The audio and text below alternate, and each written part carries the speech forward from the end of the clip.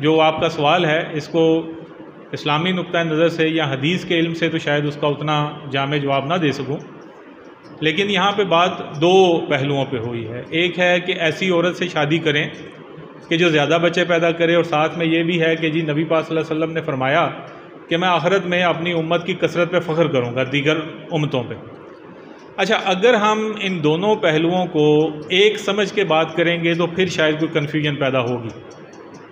مثلا ہم چلتے ہیں اولین دور میں اسلام کے، جب اسلام عرب کی دنیا میں یا سرزمین میں پھیلا۔ اگر اسلام ایک عورت کے زیادہ بچے پیدا کرنے سے پھیلتا تو ہم اہل ہندوستان میں سے آج کوئی مسلمان نہ ہوتا، کیونکہ ہم میں سے کوئی بھی اہل سادات کو نکال کے یہ دعوے دار نہیں ہے کہ ہم اصحاب کرام کی اولاد میں سے ہیں۔ ہم میں سے تو نہیں ہے۔ ہمارے پاس پھر اسلام اور یہاں پہ امت کہاں سے آ گئی؟ وہ جو صحابہ کرام کی بیویاں تھیں، وہ جو حکم دیا گیا، وہ سر کی بات ہے کہ اس کی انٹرپریٹیشن ہے کہ شاید یہ حکم ایسے تھا۔ اچھا، میں ایک ایسے خاندان کو جانتا ہوں جو میرا بڑا جو ہے نیکسٹ ڈور نیبر بھی ہے، رشتہ دار بھی ہے، ان میں سے میاں بیوی کے 12 بچے ہیں ماشاءاللہ الحمدللہ۔ اور میں آپ کو پہلے بھی بتایا کلمہ پڑھ کے کہ جو بات کر رہا ہوں وہ سچ کر رہا ہوں۔ ان کی اولاد میں سے آگے ایک ایسی اولاد بھی ہے جن کی اولاد نہیں ہے آگے سے۔ اگر میں اس کی والدہ کو ہی مثال سمجھ لوں کہ یہ ایک عورت ہے جو زیادہ بچے پیدا کرنے والی ہیں، تو اس کی نسل میں سے جو بھی پیدا ہوگا اس کے بچے زیادہ ہوں گے، تو وہ ٹھیک ہے جی۔ یہ کوئی ہاں نبی پاک صلی اللہ علیہ وسلم کا یہ حکم اس طرح سے ہوتا کہ تم صرف اس عورت سے شادی کرو جس کے بچے زیادہ ہیں یا جس کی ماں کے بچے زیادہ تھے، ٹھیک ہے، تو پھر تو یہ اصول متعین ہو جاتا، جو خالق کائنات ہے وہ اصول متعین کر دیتا۔ ہم سارے جو امت میں اضافہ ہوا ہے، ہماری امت میں اور بنی اسرائیل میں جو اس وقت یہودی ایک قوم ہے، اس میں ایک بنیادی فرق ہے۔ یاد رکھیے گا کہ یہودی ایک مذہبی طبقہ بھی ہے اور ایک قبیلہ بھی ہے۔ آپ نسلاً یہودی ہو سکتے ہیں، آپ یہودی مذہب اختیار نہیں کر سکتے۔ اس کا مجھے یقین ہے کہ آپ لوگوں کو علم ہوگا۔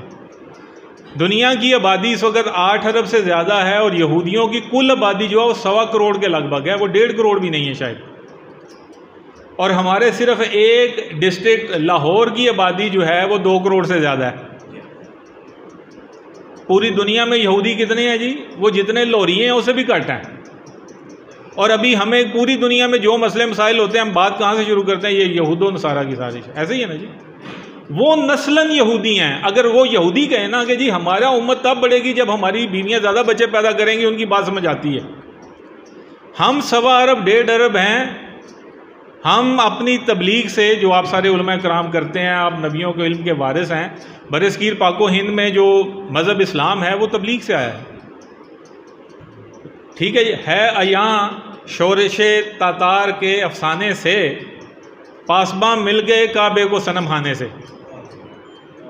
آج اگر 2 ارب سے زیادہ عیسائی ہیں تو کسی کتاب میں نہیں لکھا کہ انہوں نے جب مرنا ہے تو وہ عیسائی مریں گے۔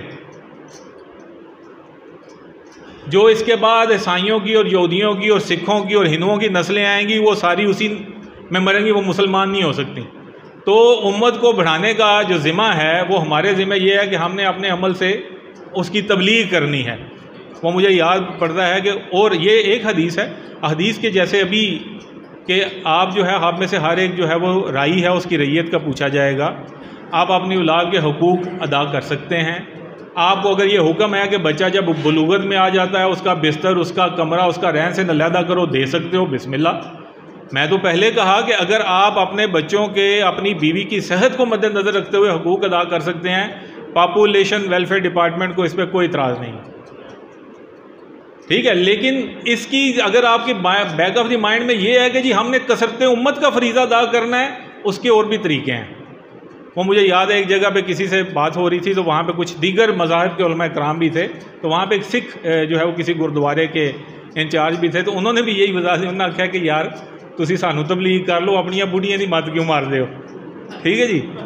تو اگر ایک عورت جو ہے کثرت امت والی اور وہ صحت مند، ایک خاتون جو ہے آپ کو نظر آ رہا ہے، آپ کو ڈاکٹر بتا رہا ہے، آپ کی اپنی کامن سینس بتا رہی ہے، آپ کو گھر میں آپ کے بڑے بزرگ کر رہے ہیں کہ اس نے 5 سالوں میں 4 بچے جان دیے، اگلے بچے میں اس کی یا اس کے بچے کی جان کو خطرہ ہوگا، تو آپ صرف اسی بات پہ کنسنٹریٹ نہیں کر سکتے۔ تو اصل میں چیزوں کو سمجھنے کے بے شمار پہلو ہیں، اور میرے جیسے جو ہے وہ کم علم کے لیے آپ جیسے جو ہے وہ پڑھے لکھے لوگوں کے ساتھ بیٹھنا ہی باعث برکت ہے۔ شاید یہ بات مجھے آپ لوگوں کی برکت کی وجہ سے میرے ذہن میں بھی آ گئی۔ تو ہم سارے یہ آج آپ لوگوں سے ریکویسٹ کی تھی پہلے بھی کہ ہمیں 2 3 4 سے کوئی اعتراض نہیں ہے، میں آپ کو اپنی بھی بتا رہا ہوں، پاپولیشن ویلفیئر ڈپارٹمنٹ کا بتا رہا ہوں، ہمارا پیغام ہے کوئی نہیں اعتراض سر۔